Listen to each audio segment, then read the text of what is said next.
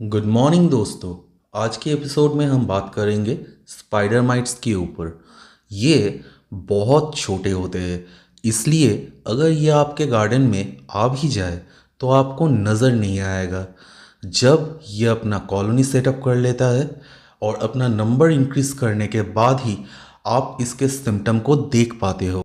लेकिन new commerce को इनसे बड़ा परेशानी होता है, क्योंकि इसका जो सिम्टम है वो उन्हें नहीं पता होता, और जब तक पता चलता है तब तक पौधे को बहुत ज़्यादा नुकसान हो चुका होता है।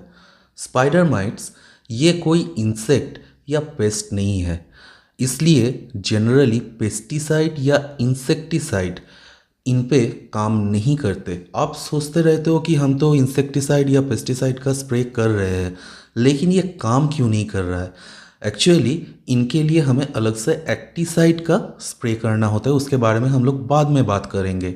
स्पाइडर माइट नज़दीकी रिश्तेदार होते हैं स्पाइडर या स्कॉर्पियन के, और ये अपना कॉलोनी बना के पत्तों के नीचे छुपे हुए रहते हैं।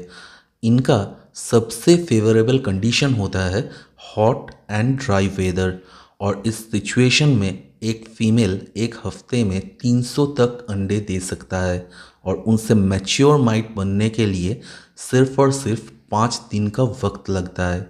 इसलिए टाइम पे अगर हम ध्यान नहीं देते हैं तो ये बहुत ज़्यादा नुकसान कर सकता है, और पूरे पौधे को चारों तरफ अपने जाली से घेर लेता है, जिससे पौधे को सनलाइट प्रॉपर्ली नहीं मिल पाता और वो अपना फोटोसिंथेसिस नहीं कर पाता।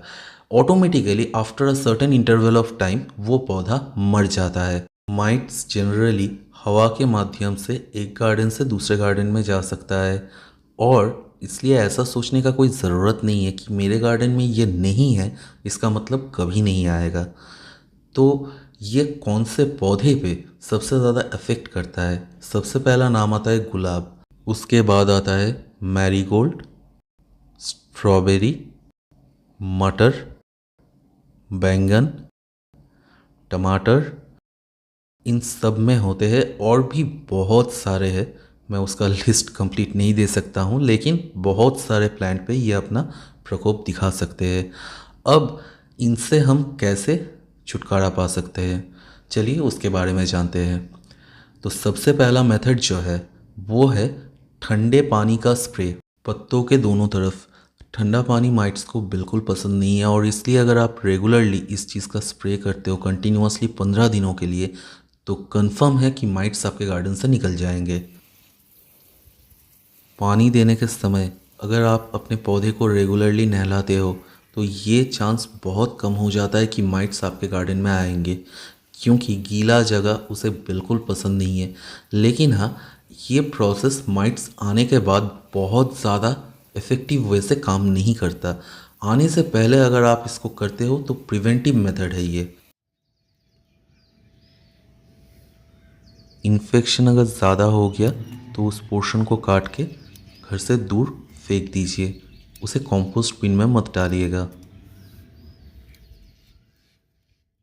लेडीबग, लेसविंग, माइट प्रीडेटर, अगर यह आपके गार्डन में दिखते हैं तो उसे ना मारे, मतलब पेस्टिसाइड वगैरह का इस्तेमाल ना करें उस समय पे, क्योंकि ये माइट्स के दुश्मन होते हैं। ये खुद कोई नुकसान नहीं पहुंचाता आपके पौधों को।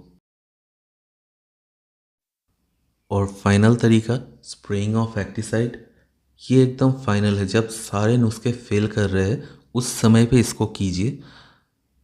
ओबेरॉन, काका, सोनाटा, मेडन, हीटर, मैं 5 दवाई का नाम आपको बता रहा हूँ, लेकिन इसे छोड़ के भी अगर आपके पास दूसरा कोई एक्टिसाइड है जो बढ़िया काम करता है, आपको उससे रिज़ल्ट मिल चुका है, तो चेंज करने का कोई ज़रूरत नहीं, आप उसी का इस्तेमाल कीजिए कंटिन्यूअसली।